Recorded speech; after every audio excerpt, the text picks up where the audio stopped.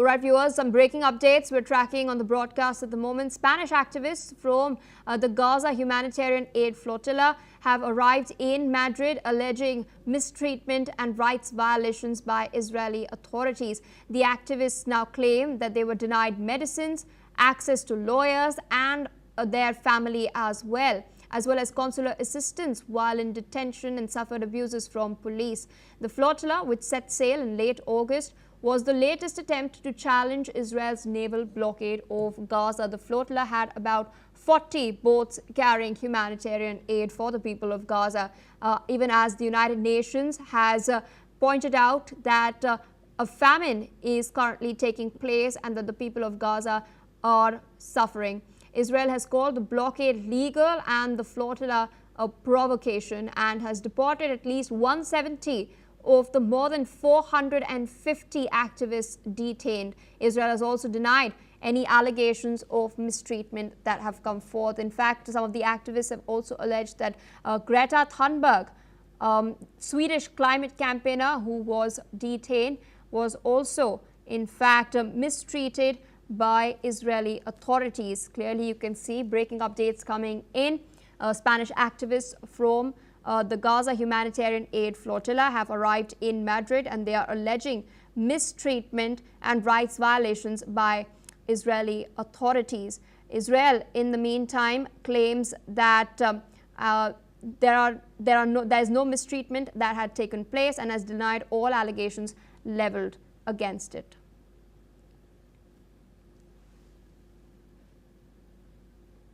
More news coming in, this time from France. French President Emmanuel Macron has accepted Prime Minister Sébastien Lecornu's resignation.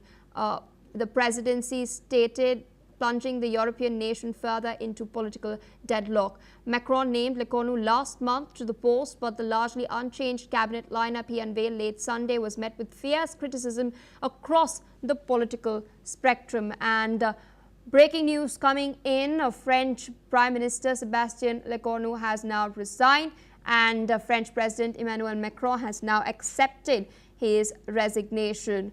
This, of course, plunges the European nation further into political deadlock. In fact, what we'd recently seen was the new government was recently sworn in. The composition was also accepted. Lecornu's two predecessors were in fact ousted over efforts to rein in France's budget deficit. Now, France's budget deficit is the largest in the Eurozone, and what we've seen is recently was the formation of the fifth French government in the last 2 years, and now that too seems to be breaking down, considering the fact that French President Emmanuel Macron has just accepted Prime Minister Sébastien Lecornu's resignation. He had put in his papers. Remember, Macron had named Lecornu as the Prime Minister last month itself, but the largely unchanged cabinet lineup he had unveiled was met with fierce criticism as well, which has prompted his decision to put in his papers. People from across the political spectrum in France had in fact fiercely criticized, particularly on social media, the composition of the French government. In fact, the major changes that had taken place was that the Secretary General of the Presidency, Emmanuel Moulin, announced these changes. In fact, Roland Lescure, close ally of Emmanuel Macron, was announced as the finance minister, replacing Bruno Le Maire, who was then allocated the defense portfolio, and other ministers who had retained their posts included Jean-Noël Barrot as the foreign affairs minister and Bruno Retailleau as the interior minister and Gerald Darmanin as the justice minister. But this did not go down well, clearly, with the people of France, who expressed fierce criticism across the political spectrum. And now, of course, we're learning that French President Emmanuel Macron has accepted Prime Minister Sébastien Lecornu's resignation, and this has now plunged the European nation further into political deadlock. Shifting focus to what's taking place in Indonesia. Now, according to the National Search and Rescue Agency Operations Director Yudi Bramantio, 54 victims have been pronounced dead and their bodies have now been recovered after the tragic incident which occurred last week at the Al-Khozni Islamic boarding school in Sidoarjo in East Java. Remember, part of the multi-story building suddenly gave way during afternoon prayers, and rescue teams were working round the clock, initially trying to remove the rubble with their hands, and then later on, after taking permission from the families of those trapped, used excavators as well. They've now recovered dozens of bodies from the rubble. In fact, listen in to what the authorities had to say.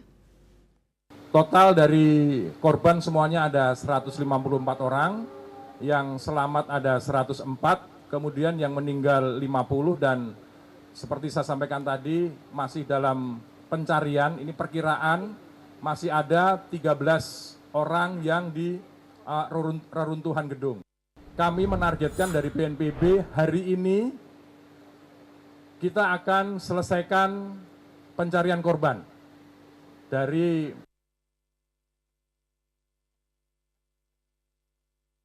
Kami menargetkan dari BNPB hari ini kita akan selesaikan pencarian korban.